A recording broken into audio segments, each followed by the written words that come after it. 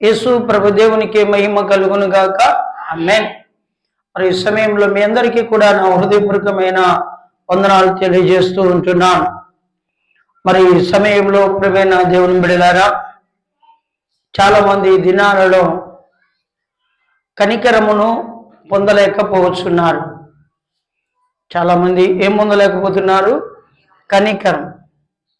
కుటుంబాలలో ఎంత చేసినా, భర్త కావచ్చు, భార్య కావచ్చు, పిల్లలు కావచ్చు, కనికరము అనేది చాలా మంది చూపించలేకపోతూ ఉంటారు.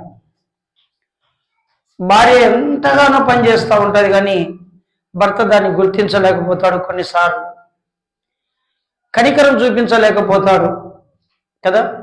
ఒకవేళ భర్త బాగా పనిచేస్తూ ఉంటే భార్య కనికరం చూపించలేకపోతా ఉంది. ఇలాంటి కుటుంబాలు కోకొల్లలుగా ఉన్నాయి. ఈనాడు మీ కుటుంబంలో కనికరం ఉందా? మీ పిల్లల విషయంలో మీరు కనికరం చూపుతున్నారా? ఓసారి మనము బాగా ఆలోచించువారముగా ఉండాలి. చాలా మంది దినాలలో కనికరాన్ని చూపించలేకపోతా ఉన్నారు. దేవుడు ఈరోజు మనతో మాట్లాడుతున్నాడు. చదవబడిన వాక్యాన్ని మనం చూద్దాం. 119 కీర్తన 150వ వచనం. యెహోవా నీ కనికరములు మితిలేనివి, నీ న్యాయ విధులను బట్టి నన్ను బ్రతికించుము. ఆమేన్. చూడండి, ఇక్కడ చదవబడిన మాటను మనము చూసినట్లయితే ప్రియమైన దేవుని బిడ్డలారా, దేవుని కనికరములు ఎలా ఉన్నాయంట? మితిలేనివి. అంటే దేవుని కనికరములు అవి మితిలేనివి అంట. వీటికని హద్దులు లేవంట. దానికి ఏమంట? వీటికని హద్దులు లేవు. మరి ఈరోజు మన కనికరానికి హద్దులు ఉన్నాయి. మన కనికరానికి హద్దులు ఉన్నాయి. దేవుని కనికరమునకు హద్దులు లేవంట. అవి మితిలేనివంట.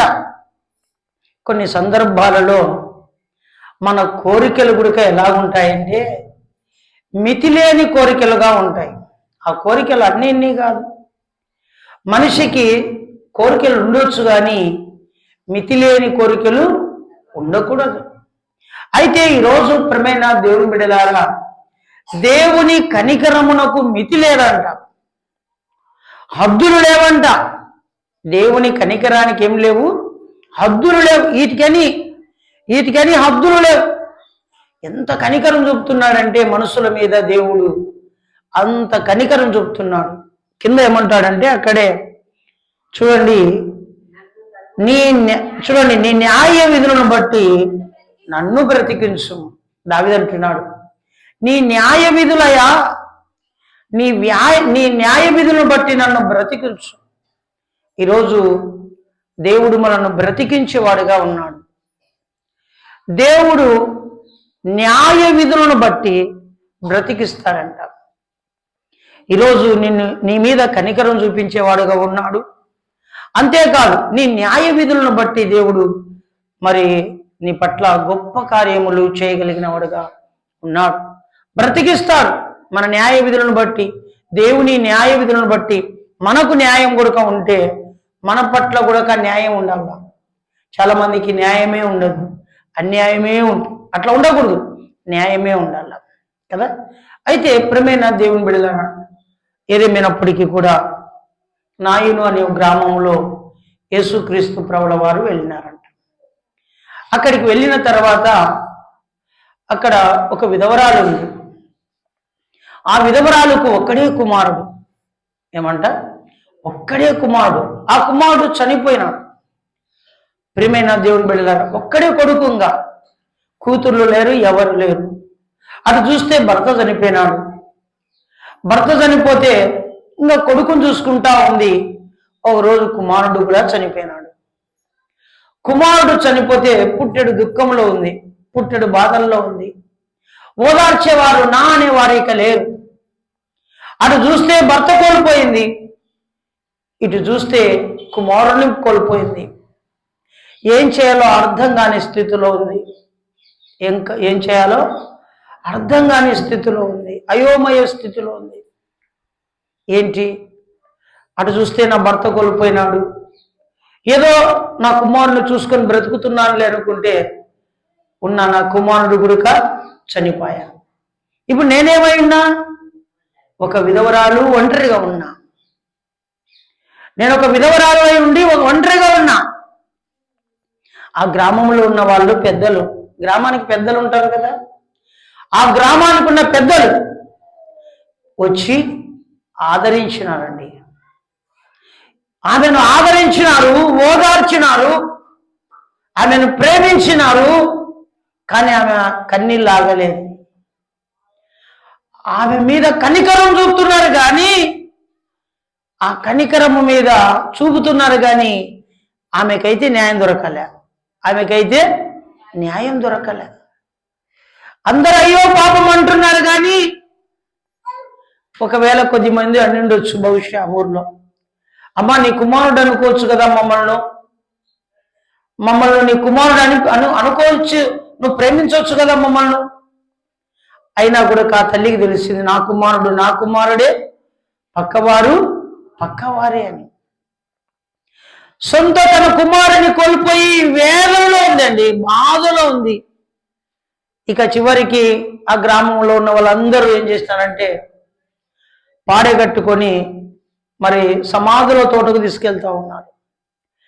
పాడెను కట్టి మోసుకుంటూ సమాధుల తోటకు తీసుకెళ్తున్నారు.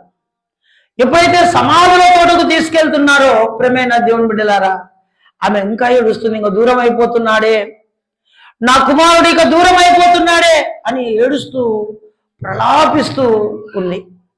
అప్పటికి ప్రేమైన దేవుని బిడ్డలారా, యేసుక్రీస్తు ప్రభువు వారు ఆ పాడేకు ఎదురొచ్చినాడు. ఎప్పుడైతే ఆ యొక్క శవానికి, చనిపోయిన వారికి మోసుకెళ్తున్న వారిని చూస్తున్నాడు, ఆ శవం ఎత్తుకొని వస్తుంటే ప్రేమైన దేవుని బిడ్డలారా, ఆ పాడెను ముట్టినాడు అంతే. ఆమేన్. యేసుక్రీస్తు ప్రభువు వారు పాడెను ముట్టినాడు. యేసుక్రీస్తు ప్రభువు వారు పాడెను ముట్టడానికి కారణం ఏమో తెలుసా? ఆమెలో ఉన్న వేదన, ఆమెలో ఉన్న బాధ, ఆమెలో ఉన్న కన్నీళ్లు ఆగడం లేదు. ఆమెను ఎవరు ఓదార్చినా ఆ ఓదార్పు ఆమెకు రావడం లేదు.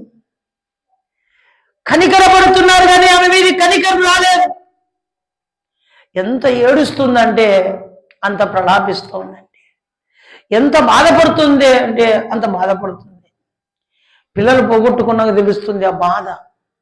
భర్తను కోల్పోయిన వారికి తెలుస్తుంది ఆ బాధ. భార్యను కోల్పోయిన వారికి తెలుస్తుంది ఆ బాధ, ఆ వేదన. తల్లిదండ్రులను పోగొట్టుకున్న వారికి తెలుస్తుందండి ఆ బాధ.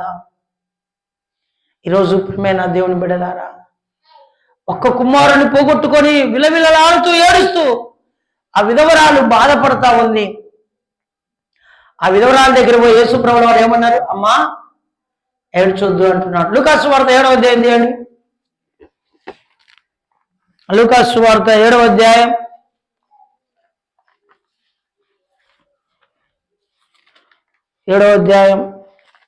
13వ వచనం. ప్రభువు ఆమెను చూసి ఆమె యందు కనికరపడి ఏడవద్దని ఆమెతో చెప్పి దగ్గరికి వచ్చి పాడెను ముట్టగా ఏమంటమ్మా? మోయిచున్న వారు నిలిచిరి. ఆయన చిన్నవాడ లెమ్మని నీతో చెప్పుచున్నాను అనగా ఆ చనిపోయిన వారు లేచి కూర్చుండి మాట్లాడసాగను. ఆయన అతని తల్లికి అప్పగించును. Amen. Praise the lord. Hallelujah. విన్నారండి? ప్రభువు ఆమెను చూసి, చూడండి, ప్రభు ఆమెను చూసి ఆమె యొద్దకు కనికరపడి, ప్రభు మొట్టమొదటి ఏం చేసినాడంట? ఆమె దగ్గర వెళ్ళాడంట. ప్రభువే ఆమె దగ్గర పోయి ఆమెను ఏం చేసినాడంట? చూడండి, ప్రభు ఆమెను చూసి ఆమె యొద్దకు వచ్చి కనికరపడి ఏం చేసినాడంట? యేసు ప్రభువు వారు ఆమె దగ్గర పోయి, ఆమెను చూసి ఆమె దగ్గర పోయి ఆమె మీద కనికరపడి ఏం చేయొద్దంటుంది? ఏడవద్దు అంటున్నాడు. ఆమెతో చెప్పి దగ్గరికి వచ్చి పాడెను ముట్టగా మోయిచున్న వారు నిలిచిరి. ఆమెను మీది ఆ విధవరాల దగ్గర పోయి, ఆ చనిపోయిన ఆ తల్లి దగ్గరికి పోయి యేసుప్రభుల వారు ఆమెతో మాట్లాడి, అమ్మా ఏడుచొద్దులే, బాధపడొద్దులే, కన్నీళ్లు కారసొద్దులే అని చెప్పుతూ ప్రియమైన దేవుని బిడ్డలారా వెంటనే ఆ పాడెను ముట్టినాడంట. హల్లెలూయా. ఎప్పుడైతే ఆ పాడెను ముడతానే మోస్తున్న వాళ్ళు ఏం చేసినారండి? నిలిచిపోయినారు. ముస్లిం సహోదరులు ఆ చనిపోయిన వ్యక్తిని ఆ పెట్టెలో పెట్టుకొని మోసుకుంటూ వెళ్తుంటారు. వెళ్ళేటప్పుడు ఏం చేస్తారు తెలుసా? వాళ్ళు చాలా మంది మారుతా ఉంటారు మోసేకి జనాలు కదా. నిలబెడతారా? నిలబెట్టరు. మనిషి తాకినంత మాత్రం నిలబెడతారా? పోతూ ఉంటారు, దాన్ని పట్టుకోవడం, మళ్ళీ భుజం మీద పెట్టుకోవడం, వెళ్తూ ఉంటారు, నడుస్తూ ఉంటారు. వీలుంటే చాలా వేగముతో పరిగెత్తుతూ పోతూ ఉంటారు ఆ పాడెని ఎత్తుకొని. కానీ యేసు ప్రభు ముట్టినప్పుడు వాళ్ళు మోసే వాళ్ళు ఏం చేశారంట? ఎందుకు నిలుస్తారండి? ఏమయ్యా ఎందుకు ముడుతున్నావు అని అనొచ్చు కదా. ఆయన ముట్టినాక వీళ్ళు ఎందుకు నిలుస్తాలా? వాళ్ళకు అర్థమైంది ఏమని? చనిపోయిన వాడు లేచినాడు అని. Amen. Praise the lord. Hallelujah. ఇది చరిత్రలో ఎక్కడ జరగనిది. ఇది గొప్ప కార్యం. ఒక యేసు ప్రభుల వారు చేసే మహాద్భుతం అండి. ఇది అద్భుతంలోకెల్లా ఇది మహా అద్భుతం. వెంటనే ప్రియమైన దేవుని బిడ్డలారా ఆ పాడెని ఎప్పుడైతే ముట్టినాడో ముట్టిన తక్షణమే ఏమైపోయినాడు తెలుసా? లేచి కూర్చున్నాడు, మాట్లాడుతున్నాడు. లేచి కూర్చున్నాడు, మాట్లాడుతున్నాడు. మరి ఆ కుమారుని తీసుకుని ఆ తల్లికి అప్పగించినాడు. ఇది కనికరం. చాలా మంది కనికరం చూపుతున్నారు కానీ చనిపోయిన వారిని ఎవరు లేపలేదు. చనిపోయిన వారు ఎవరు కూడా లేవరు. ఒక్కసారి చనిపోతే ఇంక మళ్ళా జన్మభూమిని ఇంకా చూడరు అని బైబిల్ గ్రంథం తెలియజేస్తోంది. 10 మంది కుష్ఠరోగులు వచ్చినారు యేసుప్రభుల వారి దగ్గరికి. యేసుప్రభుల వారు వస్తుంటే 10 మంది కుష్ఠరోగులు ఆయన దగ్గరికి వచ్చినారండి. ఆయనకు ఎదురు పడినారు. 10 మంది ఏమైనారు తెలుసా? వాళ్ళు శుద్ధులైనారు, స్వస్థత పొందినారు, బాగుపడినారు. ఆ 10 మంది పోతూ పోతూ యేసుప్రభుకు ఎదురై వాళ్ళు వెళ్తూ ఉండగానే వాళ్ళకు స్వస్థతలు కలిగినాయి, వాళ్ళకు మేలు కలిగినాయి. మరి వాళ్ళల్లో ఒక్కరు మాత్రం వెనక్కి వచ్చినాడు. ఒకడు వచ్చి కృతజ్ఞతగా, అయ్యా నాకు బాగైంది, నువ్వు చెప్పిన మాట ప్రకారంగా నాకు బాగైంది, స్వస్థత అయింది అన్నప్పుడు ఆ 9 ఎక్కడా అన్నాడు దేవుడు. వాళ్ళ కృతజ్ఞత లేదే అన్నాడు. ఈరోజు ప్రియమైన దేవుని బిడ్డలారా దేవుడు చేసిన మేలులకు, దేవుడు చూపిన కృపకు, ఆ కనికరానికి ఈరోజు మనం చూపించాల్సింది ఏంటంట? కృతజ్ఞతలు. మరి ఒక ఆయన వచ్చినాడు కదా, కుష్ఠరోగి. ఒకడు వచ్చి దేవుని దగ్గర నిలబడి ఆ యేసుప్రభుల వారి దగ్గర నిలబడి ఏమంటున్నాడో తెలుసా? అయ్యా నీకు ఇష్టమైతే నన్ను శుద్ధినిగా చెయ్యి. అది కూడా ఏమంట? నీకు ఇష్టమైతే నన్ను శుద్ధినిగా చెయ్యి, లేకపోతే ఈ రోగంతో ఇలాగనే బ్రతకమంటే బ్రతుకుతా, లేదు ఈ రోగం నుండి విడుదల కావాలంటే నువ్వే దానికి దారి చూపించు అన్నాడు. యేసుప్రభుల వారి దగ్గర పోయి ఆ మాటను అడుగుతానే యేసుప్రభుల వారు ఏమంటున్నాడు తెలుసా? అతన్ని చెయ్యి పట్టుకొని నువ్వు నాకు ఇష్టమే. ఆమేన్. హల్లెలూయా.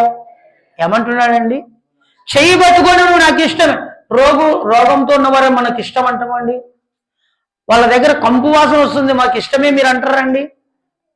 వాళ్ళ దగ్గర సమస్యలు ఉన్నారు, వాళ్ళు మనకి ఇష్టం అంటారమా? వాళ్ళలో ఎన్నో ఇబ్బందులు ఉన్నారు, వాళ్ళు ఇష్టం అంటామండి? ఇష్టము అని ఎవరిని మనము అనం. అయితే ప్రియమైన దేవుని బిడ్డలారా ఏదేమైనప్పటికీ కూడా ఆ కుష్ఠరోగిని దేవుడు ఏమంటారంటే నువ్వు నాకు ఇష్టమే.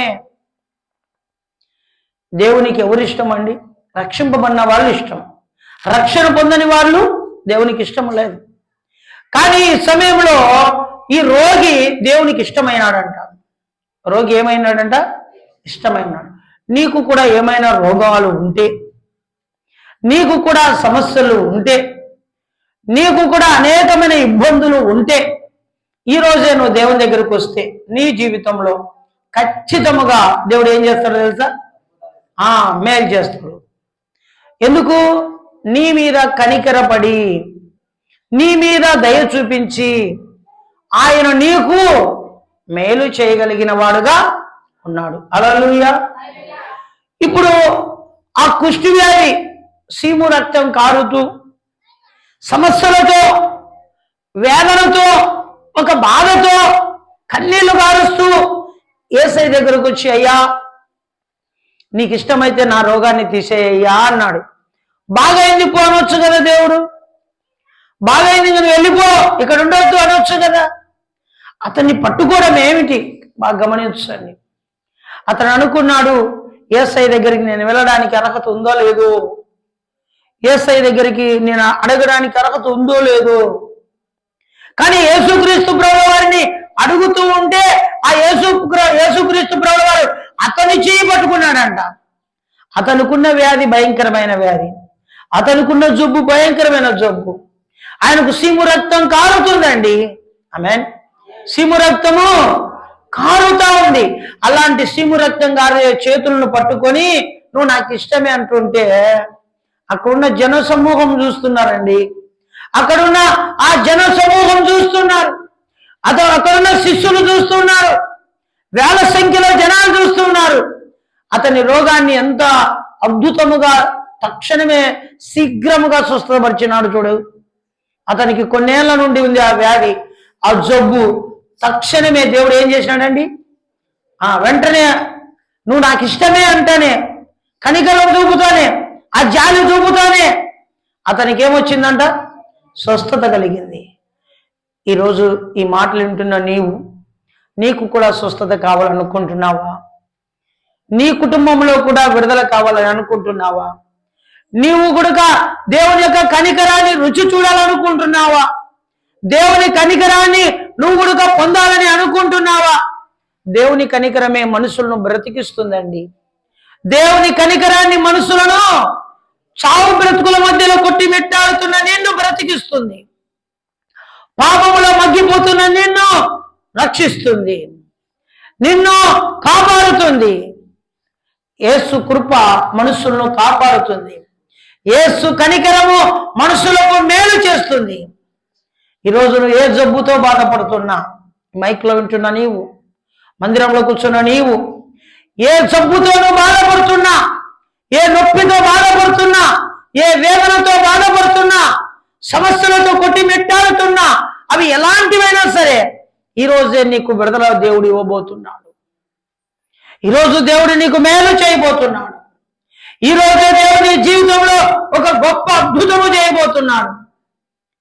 కుష్ఠరోగికి దేవుడు కనికరం చూపినాడు, జాలి చూపినాడు, స్వస్థత ఇచ్చినాడు. ఈరోజు నీకు కూడా అలాంటి స్వస్థతను దేవుడు ఇవ్వబోతున్నాడు. నువ్వు నమ్మితే దేవుని మహిమను చూస్తావు. చూడండి, బైబిల్ గ్రంథంలో మార్కు రాసిన సువార్త 14వ అధ్యాయం 14వ వచనం. 14వ అధ్యాయం 14వ వచనం. వాని వెంట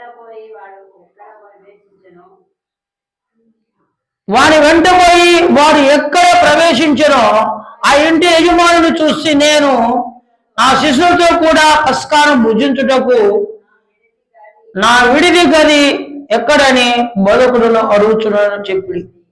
చూడండి, ఈ సమయంలో ప్రేమైన దేవుని బిడ్డలారా, ఏదేమైనప్పటికీ మరి ఈరోజు ఒకవేళ నీకున్న జబ్బును బట్టి, అది ఏ జబ్బు అయినా సరే కదా, మరి 3వ వచనం చదవండి, 14:3.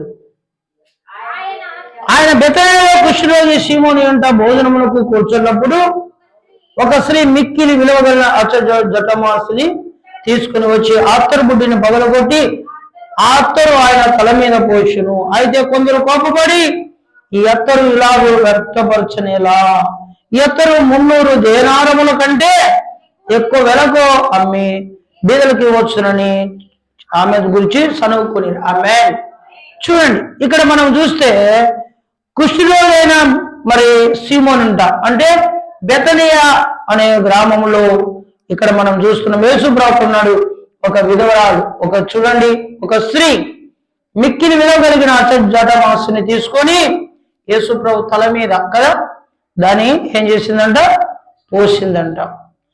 మరి ఈ సమయంలో ప్రేమైన దేవుని బిడ్డలారా, ఏదేమైనప్పటికీ ఇంత వెలగలిగినది కదా, ఇంత వెలగలిగినది మరి ఇది కేవలం ఎంతకు వస్తుందంట, చూడండి అక్కడ ఇంచుమించు 160 రూపాయలు కావచ్చు కింద రాయబడింది. ఇంత విలువ కలిగినది మరి యేసు ప్రభు తలకు కానీ ఆ కాళ్ళకు కానీ పోయడము ఇది మంచి పద్ధతి కాదు, ఇది అన్ని పేదలకి ఇవ్వచ్చు కదా అంటున్నాడు. యేసు ప్రభు మాటకి ఏమంటున్నాడు తెలుసా? మరి ఈమె చేసింది న్యాయమే, ఈమె చేసింది న్యాయమే. ఎందుకంటే బతికుండగానే ఈమె భూస్థాపితం చేసింది యేసు ప్రభుల వారికి. అయితే బీదలకు మీరు సహాయం చేయాలంటే నేను ఎప్పుడు మీ దగ్గర ఉండను, కానీ బీదలు ఎల్లప్పుడూ మీతో ఉంటారు. ఎల్లప్పుడూ బీదలు మీతో ఉంటారు, వారికి మీరు చేయొచ్చు. బీదలు కనికరించు వారు యెహోవాకు అప్పిచ్చువారు అంటున్నాడు కదా. కాబట్టి అంతేకాదు, మరి ఈరోజు సువార్త ఎక్కడైతే ప్రకటించబడుతుందో ఈ వాక్యాన్ని మనం ఎక్కడైనా కానీ అందించాలని దేవుడు తెలియజేసినాడు. కాబట్టి ఏదేమైనప్పటికీ కూడా మరి మనం బైబిల్ గ్రంథంలో మనం చూసుకుంటే మరి తప్పిపోయిన కుమారుడు మీద కూడా తండ్రి ఏం చూపినాడు? కనికరం చూపినాడు. తప్పిపోయిన కుమారుడు ఎక్కడి నుండి తప్పిపోయినాడు? ఇంట్లో నుండి తప్పిపోయినాడు. అంటే ఇంట్లో నుండి బయటికి వెళ్ళిపోయినాడు. ఇంకా పూర్తిగా తెగుతెంపులు చేసుకొని ఆస్తిని తీసుకొని ఇక నాకొద్దు తండ్రి, నాకొద్దు కుటుంబం, నాకొద్దు అన్న అని చెప్పుకొని, ఈ గ్రామం వద్దు, నా ఇంట్లో వద్దు అని చెప్పుకొని పూర్తిగా తెగుతెంపులు చేసుకొని ఇంట్లో నుండి బయటికి వెళ్ళిపోయినాడు. తన ఆస్తిని తీసుకొని వెళ్ళిపోయినాడు. కానీ ప్రియమైన దేవుని బిడ్డలారా, ఇక తనకు ఆస్తి లేదు, ఇంకా ఆస్తి లేదు. అయితే దూరదేశానికి వెళ్ళినాడు, దుర్వ్యాపారం చేసినాడు, ఆస్తి అంతా పోగొట్టుకున్నాడు. చివరికి ప్రియమైన దేవుని బిడ్డలారా, నమ్మిన స్నేహితులే ఒమ్ము చేసినారు. ప్రాణం ఇస్తామన్న స్నేహితులే ప్రాణం తీయడానికి కూడా మొదలుపెట్టినారు. ఆస్తున్నంత వరకు, డబ్బున్నంత వరకు తన దగ్గర ఉన్నారు. డబ్బంతా అయిపోయిన తర్వాత ఏమీ లేదని చెప్పి తన స్నేహితుణ్ణి వదులుకున్నారు. అంతమంది ఉన్నారు, ఒంటరివాడైపోయినాడు. అంతమంది ఉన్నాడు, ఒంటరివాడైనాడు. ఒంటరివాడు ఎందుకైనాడు? ఆస్తి అంత లేదు కాబట్టి. ఏమి చిల్లి గవ్వగుడక దగ్గర డబ్బున్న వాని దగ్గరికి మనం వెళ్తాం, డబ్బు లేని వాని దగ్గరికి మనం వెళ్ళాం. బెల్లం ఉంటే ఈగలు వస్తాయన్నట్లుగా కదా, సీమలు వస్తాయన్నట్లుగా బెల్లం లేకపోతే సీమలు రావు, ఈగలు రావు. డబ్బున్నంత వరకు మన వాళ్ళు కాకపోయినా మన వాళ్ళే అనుకుంటాం, అంతేనా? ప్రియమైన దేవుని బిడ్డలారా, ఈ రోజుల్లో చాలా మంది ఈ దినాలలో అలాగనే ఉన్నారు. అయితే డబ్బంతా అయిపోగొట్టుకున్నాడు. అందరూ స్నేహితులు అందరూ చేయి వదిలిపెట్టినారు. చివరికి ఏం జరిగింది తెలుసా? పందులు తినే పొట్టు తినడానికి కూడా ఇష్టపడినాడు. పందుల యజమానునికి ఏం లేదు? కనికరం లేదు. అయ్యో ఆకలితో ఉన్నాడులే, నా పందులతో పాటు తింటున్నాడు, తిన్నిలే అని అనుకున్నాడా? అనుకోలేదు. ఎంత ఆకలితో ఉన్నాడని, ఎంత ఆకలితో ఉంటే పుట్టు తింటున్నాడు చూడండి. కొన్ని చోట్ల ఆకలితో ఉంటే మట్టి తినేవాళ్ళు ఉన్నారు లేరా? గడ్డి తినేవాళ్ళు ఉన్నారు లేరా? ఆహారం లేక మట్టి కలుపుకొని మట్టి తినేవాళ్ళు ఉన్నారు ఇప్పటికి కూడా. మట్టి బాగా ఎండబెట్టుకొని ఆరిన తర్వాత దాన్ని కొరుక్కొని తినేవాళ్ళు కూడా ఉన్నారు మట్టిని, ఆహారం లేక. ఈరోజు ప్రియమైన దేవుని బిడ్డలారా, ఏదేమైనప్పటికీ కూడా మరి తప్పిపోయిన కుమారుడు ఏమీ లేదు, చిల్లి గవ్వగుడక పందులు తినే పొట్టును తినడానికి ఇష్టపడినాడు. పందుల యజమాను చూసి నువ్వు చేసే పని మంచిది కాదు అని మందలించి అక్కడ నుండి బయటికి దొబ్బి గెంటి వేసినాడు. అతనికి అప్పుడు బుద్ధి వచ్చింది. ఆమేన్. అతనికి ఏమొచ్చింది? అప్పుడు బుద్ధి వచ్చింది. అయ్యో, ఈరోజు నేను చేసే పని ఏంటి? నేను చేసే పని ఏమిటి? పందులు తినే పొట్టు తింటున్నానే, కనీసము మరి నా యజమానుడు కనికరం చూపించలేకపోయినాడే. బుద్ధి వచ్చింది. ఒక మాట అనుకుంటున్నాడు, నా తండ్రి దగ్గర అనేక మంది కూలి వాళ్ళు ఉన్నారు, వాళ్ళల్లో నేను ఒక్కడిని అని చెప్పుకొని తండ్రి అని పిలవడానికి నాకు ఇక హోప్స్ కోల్పోయినా, అర్హతను కోల్పోయినా, తండ్రి అని పిలవడానికి నాకు యోగ్యత లేదు. కాబట్టి ఇప్పుడు నుండైనా బుద్ధి వచ్చింది, నా తండ్రి దగ్గర పోయి అనేక మంది కూలి వాళ్ళు ఉన్నారు. ఆ కూలి వాళ్ళలో నేను ఒకనిగా కూలివానిగా చేరుతా, కూలి తీసుకుంటా, కష్టపడతా, మంచి భోజనాన్ని నేను భోంచేస్తా. మరి అప్పటికే బుద్ధి వచ్చింది. ఇంటికి వెళ్తా ఉన్నాడు. మిద్దె మీద ఎక్కి పైన కిందికి చుట్టూ పార చూస్తున్న తండ్రి ఇలా పార చూస్తే, ప్రియమైన దేవుని బిడ్డలారా, పార చూసినప్పుడు తన చిన్న కుమారుడు వస్తున్నాడు. పోయినప్పుడు ఎలా పోయినాడు? చాలా అందంగా పోయినాడు. వచ్చేటప్పుడు ఎలా వచ్చినాడు? చాలా దరిద్రంగా వస్తున్నాడు. వస్త్రాలు లేవు, చింపుకున్నాడు. స్నానం చేయలేదు, కాళ్ళలో చెప్పులు లేవు, చేతికి ఉంగరం లేదు, అన్ని కోల్పోయినాడు. ప్రియమైన దేవుని బిడ్డలారా, ఏమీ కూడా లేదు, అన్ని కోల్పోయినాడు. ఏమీ లేదు, నిస్సహాయ స్థితిలో ఉన్నాడు. మరి నిజంగా నడవలేని స్థితిలో ఉన్నాడు. ఎలా ఉన్నాడంట? నడవలేని స్థితిలో ఉన్నాడు. అలాంటి నడవలేని స్థితిలో ఉన్నాడు. ప్రియమైన దేవుని బిడ్డలారా, ఏమైనాడంట? నడవలేని స్థితిలో ఉన్నాడు. అప్పుడు వెంటనే తండ్రి ఏం చేసినాడంటమ్మా? అందరు నదికి చూడాల, ఆయమ్మనే రోజు వచ్చేట ఆయమ్మ ఏం చేసినాడంట? బాగా గమనించండి. తండ్రి ఎవరు చూస్తున్నాడు ఇప్పుడు? కొడుకును. కొడుకే ముందు చూడాల్సింది తండ్రిని, కానీ తండ్రి ఎదురు చూస్తా ఉన్నాడు. ఏ రోజైనా నా కుమారుడు వస్తాడు, ఏదో ఒక రోజు నా కుమారుడు వస్తాడు అని ఎదురు చూస్తా ఉంటే, దూరం నుండి చూసిన తండ్రికి కనపడినాడు తన కుమారుడు. ఎవరైనా కానీ తన పిల్లల్ని ఎక్కడున్నా కనుక్కుంటారు. గొర్రెల కాపరి తన గొర్రెలు గొర్రెలలో కలుసుకున్నా తన గొర్రెలను కనుక్కుంటాడు. జన్మనిచ్చిన పిల్లలను కనుక్కోలేదు, ఏ తల్లైనా కనుక్కుంటుంది. హల్లెలూయా. వెంటనే ప్రియమైన దేవుని బిడ్డలారా, దూరం నుండి నడుచుకుంటూ వస్తుంటే ఆ నడకను కనుక్కున్నాడండి. ఆ యొక్క ముఖ కౌలికలను కనుక్కున్నాడండి. వెంటనే నా కుమారుడు వస్తున్నాడు, మిద్దె మీద ఉన్నవాడు కిందికి దిగినాడు. నేను ఎందుకు దిగుతా, నేను ఇక్కడే ఉంటా, వాడు వస్తున్నా నా దగ్గరికి రావాలా అని ఏమైనా అనుకున్నాడండి? పిల్లల విషయంలో మనం తగ్గుతాము, వాళ్ళు తగ్గుతారా? మనమే తగ్గుతాం, వాళ్ళ దగ్గర కదా. వాళ్ళ దగ్గర కొన్ని సందర్భాలలో మనమే ఒక మెట్టు పిల్లల కోసం దిగుతాం. పాపం విషయంలో తగ్గొద్దండి, మళ్ళా పాపం విషయంలో దిగొద్దండి. ఒక మెట్టు ఖండించండి, గద్దించండి, బుద్ధి చెప్పండి కదా. కొన్ని సందర్భాలలో పలానా వస్తువు కొనియాలా అని అన్నప్పుడు మన దగ్గర లేదు అనుకుందాం, కానీ వాళ్ళు అడుగుతున్నప్పటికి ఏం చేస్తాం? మందలిస్తాం. మందలించే కాదు, అప్పుడు ఏం చేస్తాం? ఒక మెట్టు మనమే దిగుతాం. మనతో లేకపోతే ఏం చేస్తాం? ఏదో ఒక ఇద్దరునో ముగ్గురునో ఎవరినైనా అడిగి తెచ్చమా లేదా? 100% తెస్తాం, అందులో సందేహమే లేదు. పిల్లల కంటేనా కదా, పిల్లల కంటేనా ఏదైనా వాళ్ళకి తేవడానికి త్యాగం చేస్తారు తల్లిదండ్రులు. ఈ తండ్రి త్యాగం చేసినాడు. అదే వేరే వాళ్ళు ఏమంటారు? ఆస్తంతా పోగొట్టినాడు, వస్తున్నాడు, నువ్వు కొడుకుగా నువ్వు భావించొద్దు, వాడు పనికివానిగానే పెట్టుకుందాం అని చెప్పేవాళ్ళు లేరా? తండ్రి మనసు అలాంటిది కాదు. ఆమేన్. తండ్రి మనసు అలాంటిది కాదు. వెంటనే ప్రేమైన దేవుని బిడ్డలారా, కుమారుడిని పరిగెత్తుతో పోయి కుమారుడిని కౌగిలించుకొని ముద్దు పెట్టాడండి. తప్పిపోయిన కుమారుడు తిరిగి వచ్చినాడు.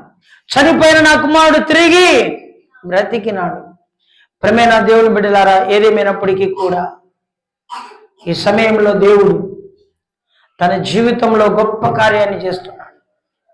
తన జీవితంలో దేవుడు గొప్ప మిరాకిల్ చేసినాడు. తప్పిపోయిన కుమారుడు ఎక్కడికి వచ్చినాడంట? తండ్రి దగ్గరికి. ఈరోజు మనం ఎన్నోసార్లు తప్పిపోయి ఉంటాం.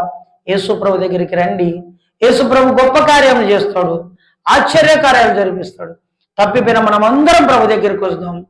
తప్పులు చేసిన మనం అందరం ప్రభు దగ్గరికి వస్తాం. తప్పులను క్షమించమని దేవుడిని అడుగుదాం. దేవుడు మరి